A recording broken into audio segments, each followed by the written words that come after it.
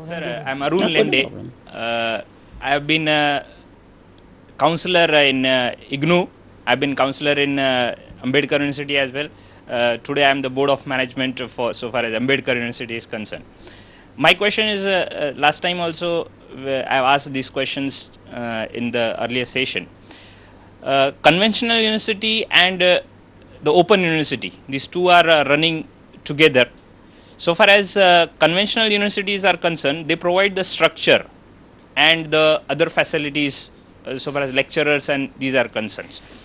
Now, if we see the entire scenario as such, we find that open universities which are there, they have a great future and they are going to overtake in some years to conventional universities. My simple question is that how the lecturers or other staff members so far as conventional universities are concerned will be more helpful to the open university structures. If you provide some suggestions on this, it probably will be fruitful because we are there in conventional universities as such. So we will be much helpful to open universities in that particular manner. Thank you, sir. See, पहले तो ये मैं बहुत साफ अपनी understanding के हिसाब से कहना चाहता हूँ कि ओपन यूनिवर्सिटी सिस्टम कन्वेंशनल की मदद के बिना एग्जिस्ट नहीं कर सकता है. That is the first and foremost that we each one of us understands कि अगर हमें चलना है तो ऑल्टरनेटिव सिस्टम नहीं, पैरेलल सिस्टम नहीं, कॉम्प्लीमेंट्री सिस्टम की तरह से चलना है. एक चीज़ तो ये है. और यही कारण था पहले जो कॉरस्पॉन्डेंस एजुकेशन सिस्टम को हम लोग poor cousin, second option, rejects of the society, ये सब जो उसको एडजेक्टिव्स मिले थे उन पूरे सिस्टम को और उनके प्रोडक्ट्स को, उसका बेसिक कारण ये था कि वहाँ कन्वेंशनल टीचर को और कन्वेंशनल टीचर में से भी प्रोग्रेसिव कन्वेंशनल टीचर को जो कंट्रीब्यूट करना चाहता है, कन्वेंशनल टीचर में भी ढेर सारे टीचर्स हैं, पर जो प्रोग्रेसिवली कंट्रीब्यूट करना चाहते हैं उनको एसोसिएट नहीं किया गया. एक चीज़. और शायद ओपन डिस्टेंस सिस्टम जब प्रोफेसर राम रेड्डी ने Indira Gandhi National Open university की नींव पढ़ने के बाद में वापस उसके ऊपर विचार किया तो उसके अंदर सबसे महत्वपूर्ण भूमिका उन्होंने कन्वेंशनल सिस्टम के साथ में एक पार्टनरशिप डेवलप करने की बात रखी और उसको आगे बढ़ाया.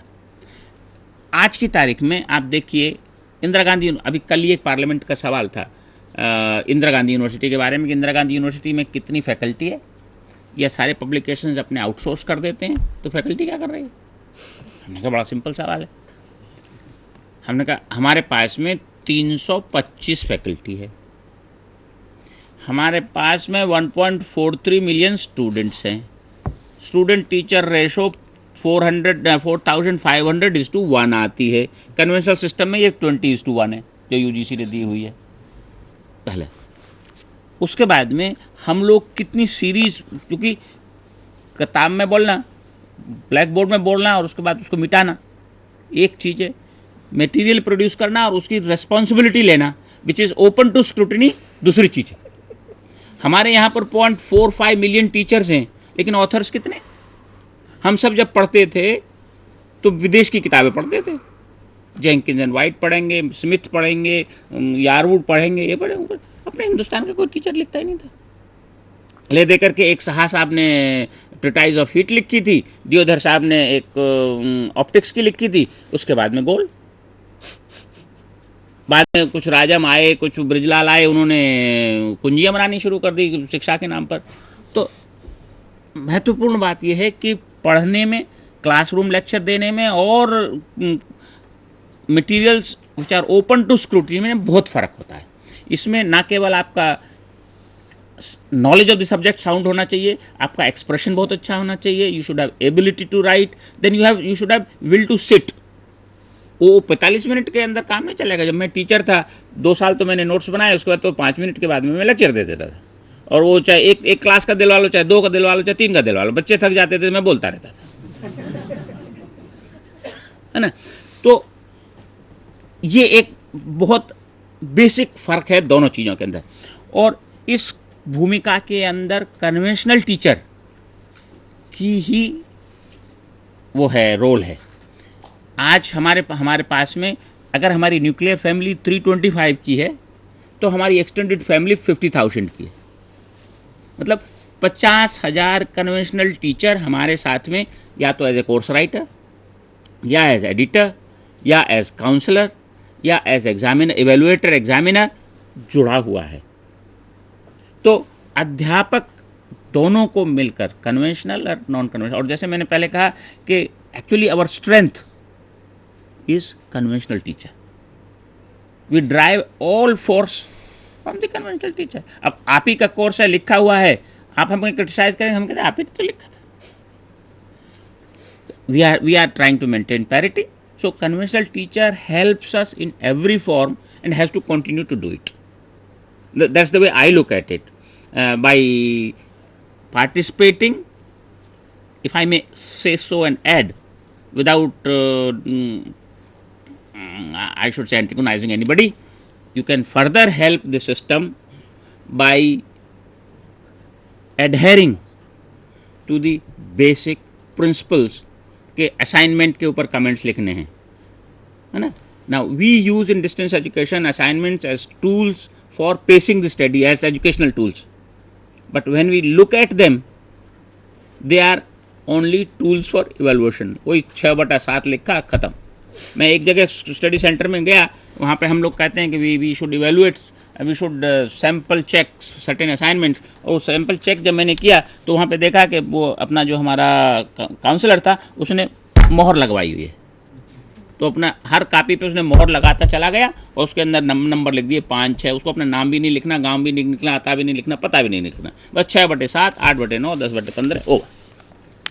अब उससे बालक क्या सीखेगा? तो what I want to say is that the conventional teacher can contribute to quality and the progress of the system by adhering to the basic principles and using those tools. You come forward, deliver classroom the radio lectures, interact with the students in the interactive radio counselings. So ये सब जो अध्यापक का role है, जहाँ जहाँ हमको अध्यापक बिहाइंड द मशीन चाहिए, वहाँ आप आएँ, आपका स्वागत है।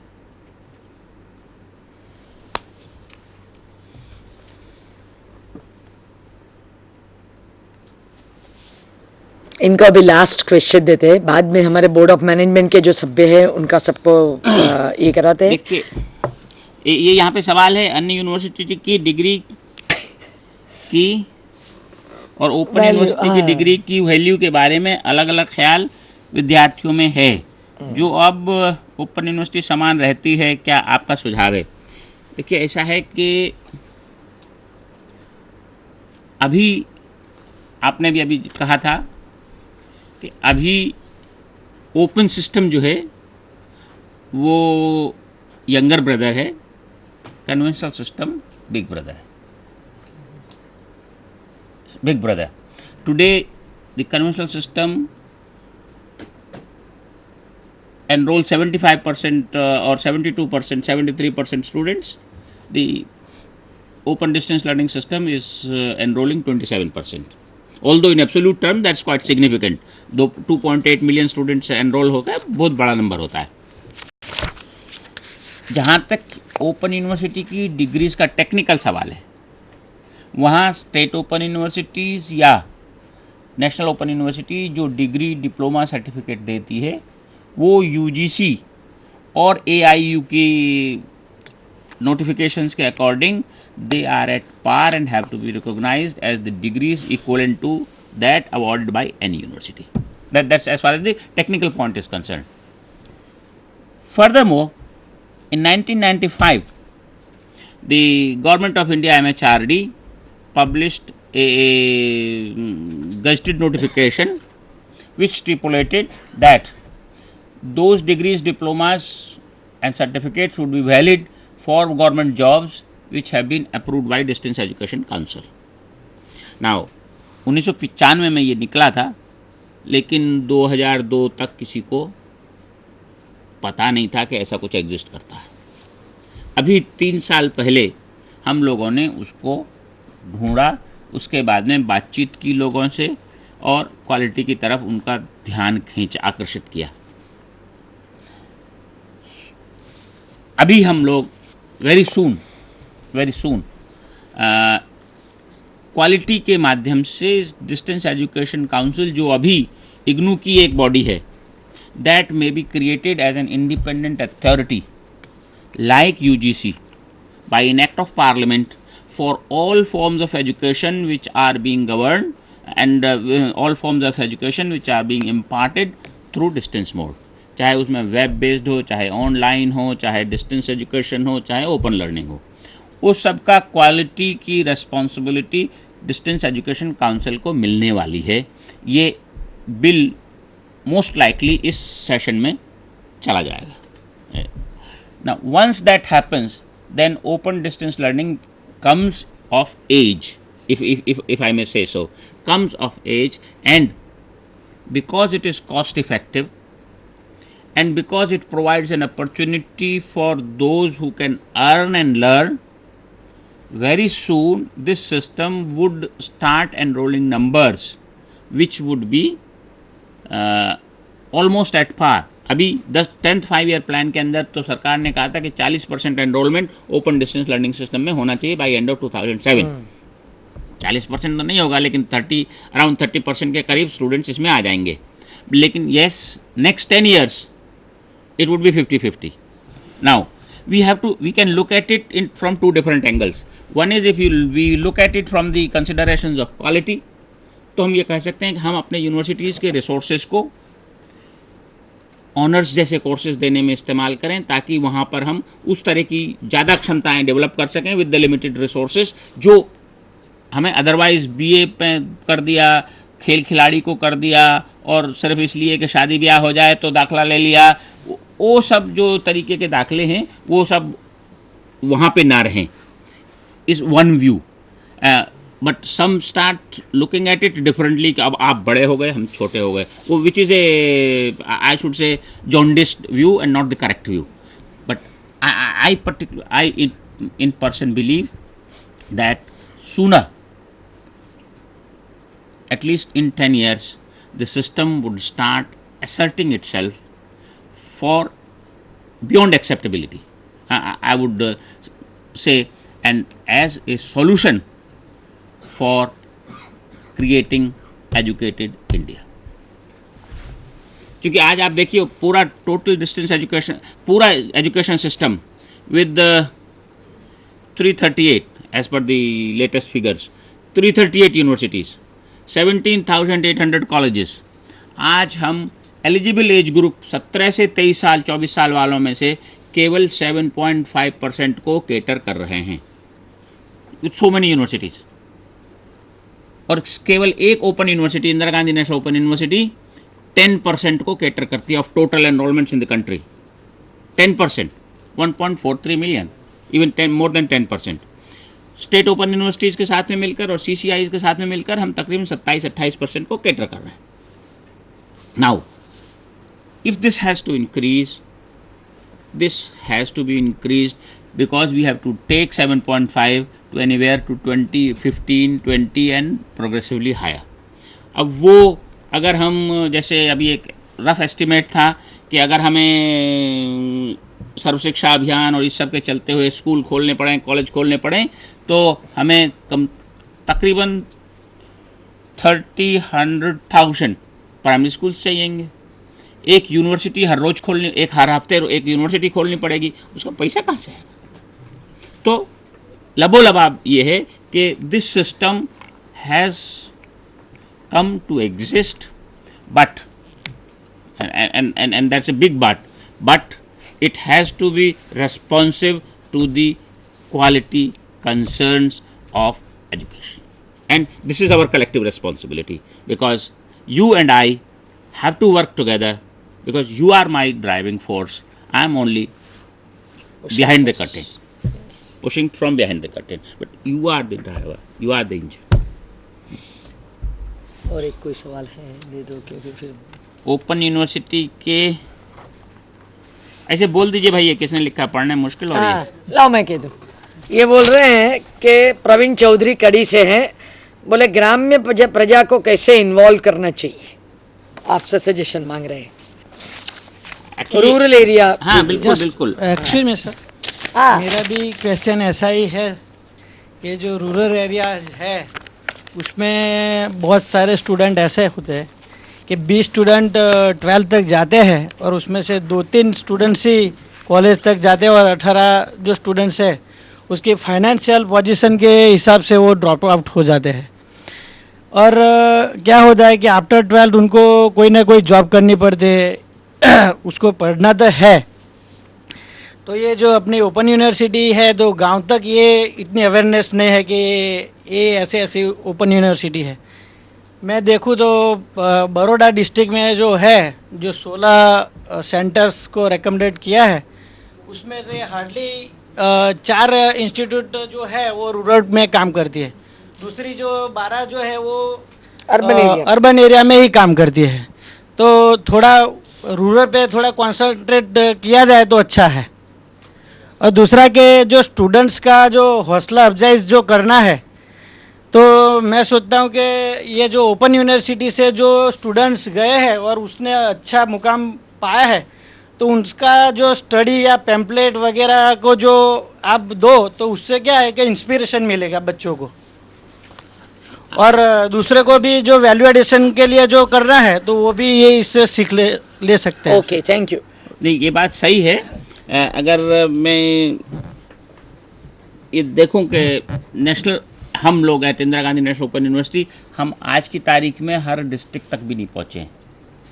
हम हर डिस्ट्रिक्ट तक भी नहीं पहुँचे हैं. तो गांव तक पहुँचना तो अभी दूर की बात, लेकिन हमारा प्रयास ये है. अभी जैसे मैं आपको बताऊं कि Hyderabad, we had the first regional centre in Hyderabad for Andhra Pradesh. Either because our vice chancellor was founder vice chancellor was from there or otherwise, लेकिन circumstantially we had the first regional center in Hyderabad. लेकिन उसमें जो study centres बनाए गए 3 साल पहले तक उसमें 21 सेंटर थे जिसमें से 18 जो है वो हैदराबाद और सिकंदराबाद में थे. बाकी 3 डिस्ट्रिक्ट में थे. अभी आज जब हम लोगों ने ये चीज़ नोटिस किया कि आप तो सिर्फ गांव वहाँ शहर में ही घूम रहे हैं, और वो भी कैसे पता चला कि वीसी साहब वहाँ गए और उन्होंने पूछा कि आपने कितने स्टडी सेंटर्स का विज़िट किया, तो 2 या 3 था, और 1 महीने के बाद उन्होंने कहा कि हमने सब विज़िट कर लिए. तो उनका ये कैसे संभव हुआ कि आपने 21 के 21 विज़िट कर लिए. तो फिर पता चला कि सिकंदराबाद और हैदराबाद बस वहीं के वहीं घूमना है, सारा विज़िट हो गया. Then we discovered that we are confined only to few districts. Now then we took the conscious decision that we have to reach first every district in 10th plan period. आज आंध्र प्रदेश के 2 districts को छोड़कर, जो I hope, कभी मैं परसों उनसे मिला था तो मैंने उनसे कहा था कि ये भी 2 बचना नहीं चाहिए, and in the next 2-3 months you must send the proposal for this centres there also. हम सिर्फ 2 डिस्ट्रिक्ट को छोड़ के बाकी सब जगह पहुंच गए. 10th प्लान का हमारा वो है. इसी तरीके से उड़ीसा के अंदर, गुजरात के अंदर, सब जगह हम लोग ये इसको कॉन्शियसली देख रहे हैं कि कम से कम पहले डिस्ट्रिक्ट सेंटर तक पहुँचे.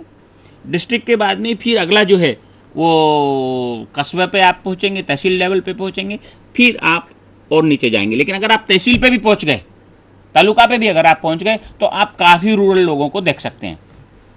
अपना यूनिवर्सिटी का मैं आपको अगर बताऊं कि मेरे यहाँ पर तकरीबन 25 से 30% छात्र जो है वो रूरल बैकग्राउंड का आता है Indira Gandhi National Open university में. एक चीज़. दूसरा चीज़, हम ये भी सोचते हैं कि स्टेट ओपन यूनिवर्सिटीज़ जो हैं, अगर national and due course of time the role of Indira Gandhi National Open University has to be changed to a national resource centre, कि भाई आप ये करना चाहते हैं, ये मिल गया, don't reinvent the wheel, take this and march ahead. तो उस तरीके से स्टेट ओपन यूनिवर्सिटीज़ को रूरल एरियाज़ में जाना चाहिए, क्योंकि उनकी रीच भी ज़्यादा है और वो एक्सेप्टेबिलिटी भी ज़्यादा होगी, क्योंकि वो उसी भाषा में बातचीत कर सकते हैं. So we have to have a multi prong strategy of encouraging the state open universities for and going to cater to this particular segment, and also providing them enough resources to do infrastructure, financial and intellectual, so that they can discharge this responsibility well. बिल्कुल बराबर बात है। आपने देखा होगा कि हमने 216 केंद्र किए हैं और शायद दशरथ भाई मुझे करेक्ट करेंगे तो 220 तक पहुंचे हैं। और वो जो 220 है उसमें ट्राइबल एरिया के कोई भी लोग अगर मेरे पास आते हैं और शुरू करना है तो मैं ना नहीं बोलती, इसीलिए कि ultimately we have to reach all. और ये जो 27% तक हम ओपन लर्निंग में पहुँचे हैं तो बहुत बढ़िया लगता है। और मुझे लगता है कि मैं भी अभी 2.5 साल के पहले सिर्फ कन्वेंशनल यूनिवर्सिटी में थी और यहाँ पहुँची हूँ, तो मुझे भी इतना अच्छा लगता है कि ओपन लर्निंग द्वारा पूरे गुजरात में एक एक गांव ऐसा ना रहे कि वहाँ का अपने पास स्टूडेंट न हो। और मैं ये करती हूँ कि आज हम जब दोपहर के बाद बातें करते हैं तब हम देख लेंगे कि कहाँ कहाँ हम नहीं खोल सके और वहाँ हम स्पेशल एफर्ट्स करके we can start the centre. Because when I came here I saw that only 64 centers were there and around 40 were working. But today I have seen that yesterday only I have taken care and I saw that around 107 are working and the new centers are coming in. So now 216. So out of 216 I am sure that 174 or 75 till that will work and together will reach to the last man of the state. That I promise on behalf of you. Because I cannot promise on my own.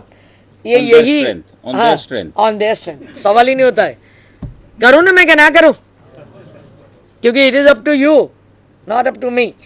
और अभी सवाल खत्म करते हैं। एक पूछना है, पूछ पूछ लो भाई। मैं महिला कॉलेज में हूँ, हम लोगों ने आपकी यूनिवर्सिटी में एप्लीकेशन किया है कि हमको मिलना चाहिए क्योंकि महिलाएं हैं, इसलिए महिलाओं का ही सेंटर मिलना चाहिए। तो आपके रीजनल सेंटर से हमको जवाब मिला कि हमारे लिए यहाँ पर कोई हमारी यूनिवर्सिटी इस तरह की कोई व्यवस्था महिलाओं के लिए नहीं है, वो आप पुरुषों के लिए मिले। इस तरह से क्या आपके यहाँ इस तरह के हम व्यवस्था देंगे जहाँ पर महिलाएं हों या इस तरह सेंटर मिले, क्या ऐसी व्यवस्था है या हो सकती है भविष्य में? ये मुझे जानकारी लेनी पड़ेगी उन्होंने कैसे कहा, लेकिन हम लोग we do start special centres. When we start a study centre then we say everybody should have equal opportunity, क्योंकि महिला सशक्तिकरण सही है लेकिन इक्वालिटी ऑफ अपॉर्चुनिटी सबको होना चाहिए। नहीं, एक सेकंड मैं इसमें यहाँ इंटरप्ट करूँ इसीलिए कि मैं जब आई तब मेरे रजिस्ट्रार जी ने मुझे ऐसा ही कहा था, लेकिन इन्होंने सिर्फ फंडामेंटल राइट पढ़ा है।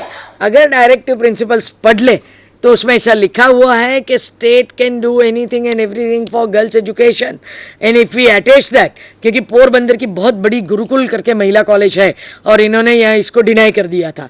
तो फिर मैंने देखा और मैंने कहा जिन जिन को महिलाओं को चाहिए, because I am a woman and I can go to the court of law और जाके ठीक ठाक कर दूँ, भले वाइस चांसलर हूँ, लेकिन एक महिलाओं के लिए अगर अलग होता है तो हमने ऐसे सेंटर्स दिए हैं।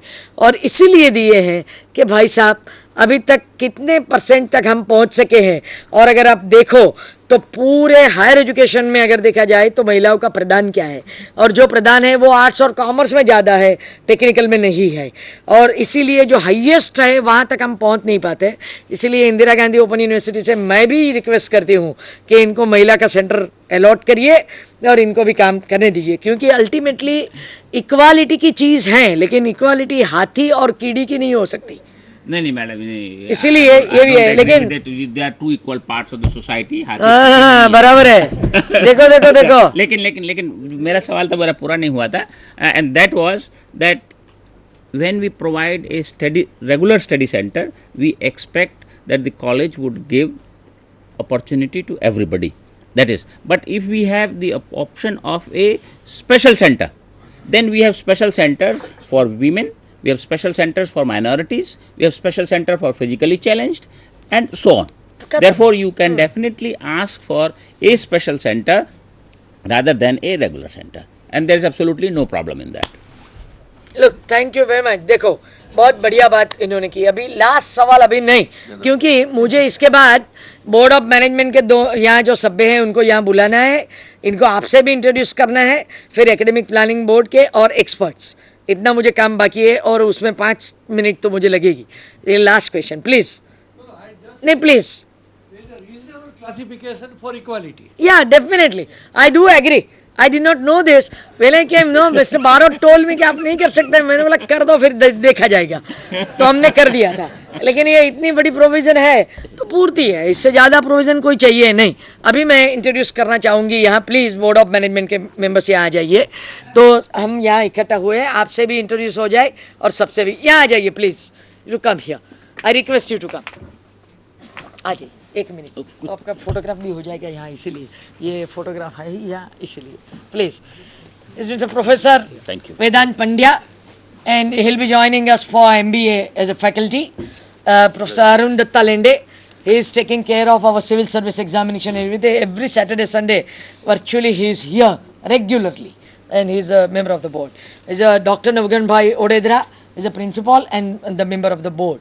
And I request Professor Pestanji to come over. He is a member of our academic planning board. He was responsible for our management programs initially. Yeah, please.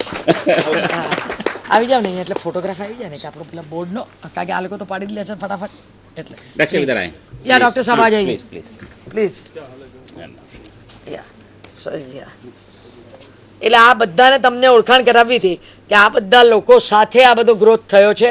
ધમાલ જે કંઈ મચી હોય એ મારે કારણે મચી છે, જે કંઈ તોફાન થયા હોય મારે કારણે મચ્યા છે, પણ જે સારું કામ થયું છે તે આ બધા લોકોને લીધે છે। અને એટલે જ તમને મારે ઓળખાણ કરાવી હતી કે આટલા આટલા લોકો આપણી સાથે છે। હવે બાકીના એક્સપર્ટ્સ જે છે એ લોકોને બોલાવું છું, કારણ કે ખરેખર આપણું ખાતું ખુલ્યું હોય તો અહીંયા એક નાનકડો છોકરો છે, અહીંયા આવીને ઊભો રહેશે તો તમને ખબર પડશે। मैडम मिनिस्टर हमारे बहुत डर गए थे कि हम तो कहते हैं कि इतना एक्सपीरियंस इतना ये हो और आपने इनको काम सौंप दिया, तो इन्होंने जो किया वो सच में बहुत बढ़िया काम किया, इसलिए उनको भी फिर मैं आपको इंट्रोड्यूस किया। Thank you very much board of management और एपीबी के members. He is Urvish Shah, chartered accountant, and his team work with us and he could introduce some 9 courses, एंड अभी भी वो वेट का कोर्स अभी करवा रहे हैं, दूसरे 2 भी कोर्स करवा रहे हैं। जगदीश जोशी, किरीट बुद्धभट्टी, किरण पंड्या, પછી HP પંડ્યા, જે લોકો ચોપડી લખી હતી આવી જાઓ, જરા ઓળખાણ કરાવું। Jagdishbhai please, as a doctor Jagdish Joshi, તમે ઊભા છો ઉર્વિશભાઈ? हाँ, એટલે આપણે એક फोटोग्राफ લેવો છે। इस डॉक्टर जगदीश जोशी हमारा जो सिविल सर्विसेज का कोर्स है इसके लिए। इस किरण पंड्या प्रैक्टिकल बुक जो लिखी, इतनी बढ़िया लिखी कि बस। ये किरीट बुद्धभट्टी जो वैल्यूएशन का कोर्स कर रहे थे, नाम जयवर्धन गांधी, इन्होंने बहुत इनके साथ किया। जरा एक मिनट उभा रहे जो बच्चे, तो ये लोग जो हैं उनके कारण हम कुछ कर सके। और डॉक्टर साहब आ नहीं पाए सुबह का कोर्स था, इसीलिए डॉक्टर साहब योग विज्ञान वाले, नेचर क्योर वाले प्लीज़ बोलावવું થોડું પડે, આવી જાઓ। विक्रम भाई नहीं आया, ओके तब આવી જાઓ। नेचर क्योर का जो कोर्स कर सके वो ये हमारे साथ हैं, तो इनके कारण हमारा कोर्स हो सका। और भी बहुत सारे लोग हैं, आ जाओ यहाँ जरा बात करिए।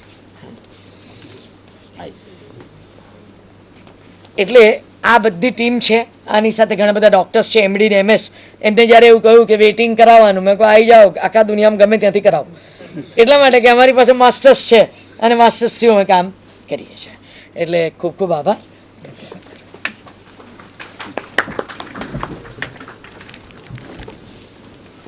आज सच में बहुत आनंद होता है कि हमारे साथ प्रोफेसर गर्ग साहब हैं। फॉर्मल आभार विधि तो हमारे रजिस्ट्रार जी करेंगे, लेकिन मुझे जो लगा कि जो क्वेश्चंस आए, सेंटर से क्वेश्चंस आए, यहाँ से क्वेश्चंस आए, बहुत अच्छे थे। अल्टीमेटली अच्छा देते हैं तो चलेगा, नहीं अच्छा दोगे तो बंद हो जाएगा। क्वालिटी का सवाल तो 2 ही लफ्ज़ में होता है कि अगर मुझे लगता है कि ये मुझे मदद कर सकेगा तो हमारा काम होगा, अगर मुझे लगता है कि ये जो दे रहे हैं वो बिल्कुल निकम्मा है तो हमारा नहीं चलेगा। इसीलिए क्वालिटी पे जो सब बातें की और स्टूडेंट सपोर्ट की जब बातें की, हम ट्राई करते हैं सभी पहुंचने के लिए। कहीं कहीं हमारी, मैंने सच में कहा है कि जो गलती होती है वो मेरी होती है, क्योंकि मैं कभी कभी ऐसा भी मान लेती हूँ, साहब ने कहा वैसे, कि फास्ट जेट स्पीड और सब थोड़े पीछे रह जाए, ऐसा भी होता है। लेकिन उसके लिए मुझे माफ़ी देना, क्योंकि हमने ट्राई किया है कि गुजरात की ओपन यूनिवर्सिटी को बढ़िया तरह से आगे ले जाए, और आप सब ने उसमें जो मदद की है उसके लिए मैं सच में आभारी हूँ। और आज मेरे लिए गोल्डन सन है, इसीलिए कि जो कोलैबोरेशन अगर होगा तो उससे से ज़्यादा काम हमारे गुजरात का होगा। इसीलिए कि ये हर गुजराती, हम राजस्थान के ऊँट जैसे वो राजस्थान के और देख के उठता है, हर गुजराती न्यूयॉर्क की तरफ देख के उठता है। तकलीफ वो है। और पूरे वर्ल्ड में कहीं भी जाओ, चाइना में भी जाओ तो गुजराती मिल जाएंगे। मैं कहीं भी जाती हूँ तो डायरेक्टरी देख लेती हूँ, शाह, मेहता, देसाई जब मिलेंगे, पटेल, तो पहुँच जाओ उधर और अपना काम हो गया। और हमारे गुजराती लेखक ने बहुत लिखा है कि जहाँ वसे गुजराती वहाँ वसे गुजरात। और वो आज भी चटनी, पापड़, अथाना सब खाता है, ढोकला खिलाता है और बहुत प्यार से बुलाता है। मैंने नीदरलैंड्स में देखा है, इंडोनेशिया में देखा है, और यूके में देखा है, और यूएसए में देखा है कि पूरे वर्ल्ड में कहीं भी चले जाओ तो उसका ढोकला, पापड़, अथाना साथ रहता है, खाता रहता है प्यार से और काम भी करता है। और आज आप हमारे साथ पधारे। बहुत साल मैं बुला ही रही थी, हर साल वहाँ जब भी जाऊँ तब कहूँ बोलो कब आ रहे। और एक दफ़ा तो उनका नाम छाप दिया था, फिर आशा कन्वर जी आए और वो नहीं आ पाए, लेकिन आज आए और हमारे सबसे बात की। काम यह होता है कि हर एक इंस्टीट्यूट में एक जो जमा वहाँ बैठ के जो काम करता है उनमें से वो है। इसलिए मैं आज बहुत खुश हूँ कि वो आज हमारे साथ हैं। और आप सब भी, हम after lunch we are meeting here again. He is going to see the blind school here, and after that we are meeting again in the university. But before that I'll talk to you. So after lunch we are meeting here. और मैं बारोट जी से विनती करती हूँ, हाँ,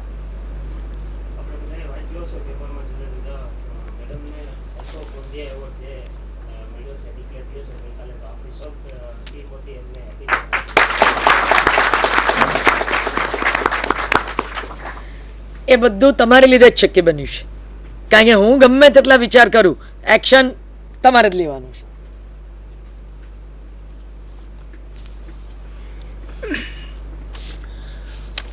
Honorable Vice Chancellor, Guest of Honor Professor Garg Saab, Member of the Board of Management and Academic Planning Board, experts, coordinators, program in charge. This is a great occasion and matter of pleasure for Dr. Babasaheb Ambedkar Open University that Professor Garg Saab is with us. The main theme of today's program is to maintain clarity and quality in the ODL system. Our Honorable Vice Chancellor and Professor Garg Saab have very honestly explained us about this. Now it becomes our moral duty to accept the challenges to improve the quality of the ODL system. Professor Garg Saab is a quality academician and dynamic administrator as well. Due to his efforts and powerful decisions, we could find the changes in the whole ODL system. He is kind enough to see the interests of all state open universities in the country. During his tenure in the DAC, all state open universities are getting significant fund for development. His motto and mission is development and expansion of SOUs in the country, so that they can put their steps with IGNOU, the great mega university. I am thankful to him for his visit to our university and for sharing his ideas for good practices in ODL system. I am especially thankful for his promise today he has given to our Honorable Vice Chancellor for providing a collaboration with IGNOU. I am thankful to our members of the Board of Management and Academic Planning Boards and experts who came on our invitation in this studio. I am thankful to all coordinators and program in charge. I am specially thankful to BISEC's director Singh Saab and his staff for converting this studio into auditorium. I am thankful to all my colleagues again. Thank you very much. આપણે experts અને board of management અને academic planning board આપણી સાથે આવશે. બાકીના બધાની જમવાની વ્યવસ્થા ને બધું દશરથભાઈ કહે છે.